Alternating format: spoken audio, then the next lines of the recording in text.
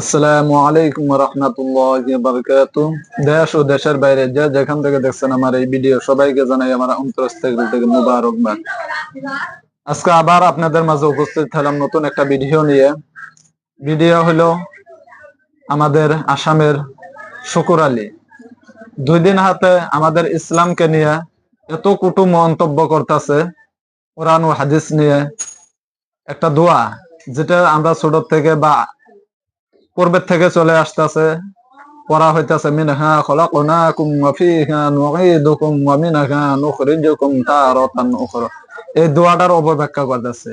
এটা কোরআন হাদিসে আছে না নাই, না পড়া বেদাত, এটার বিষয় হুজুরের কাছে বিস্তারিত আপনারা শুনেন। এটা কোরআন হাদিসে আছে না নাই, আর এটা বেদাত নাকি না হারাম, এটা হুজুরের বিস্তারিত এটা বলবো, আপনারা শুনেন। আর ভিডিওটা বেশি বেশি শেয়ার করে দিন আপনারা। এটা হুজুর এটার বিষয় 2-4 কথা বিস্তারিত কোরআন হাদিস থেকে। আসসালামু আলাইকুম ওয়া রাহমাতুল্লাহি ওয়া বারাকাতুহু।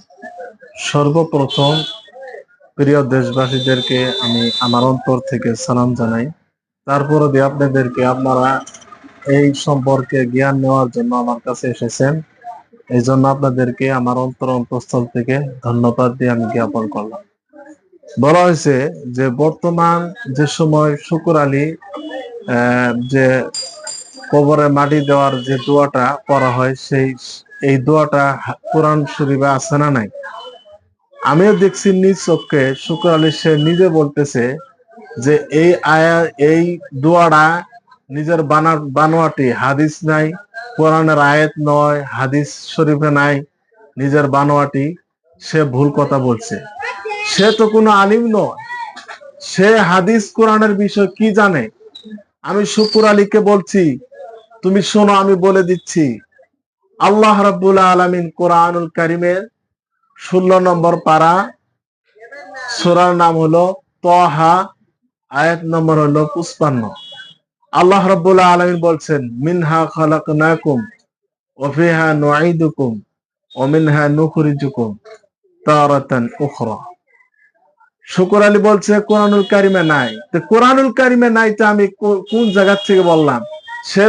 আমি তো রেফারেন্স দিয়ে দিয়েছি যে পারা নম্বর 16, সূরা নম্বর তাহা, আর আয়াত নম্বর 55।